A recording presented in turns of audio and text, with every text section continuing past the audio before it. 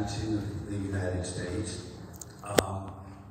Background history of where I come from. I grew up in the Pleasanton area many years ago, and I have visited this church numerous times over the last 10 to 12 years or so.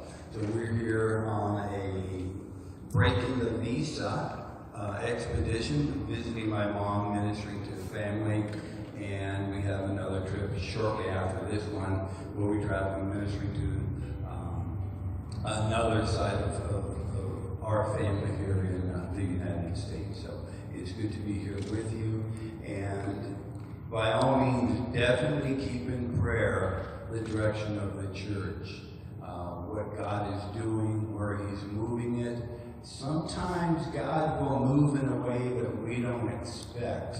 We know that He raises up leaders, He pulls leaders down, He expands the borders of the nation, and He removes them, which we are seeing.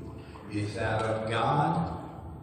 I don't know. But we know the borders have been changed, and God's doing something.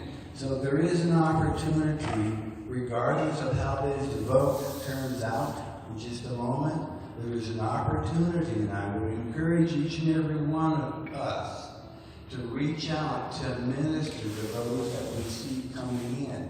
There's a reason that God moves populations, and their motivation is not the same as God's motivation.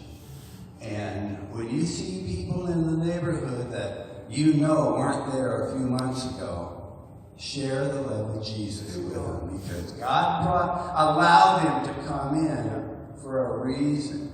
The only reason that I can see is to touch them with the gospel. And I encourage you, regardless of the outcome of the vote, reach out to the people around you. Thank you for having us.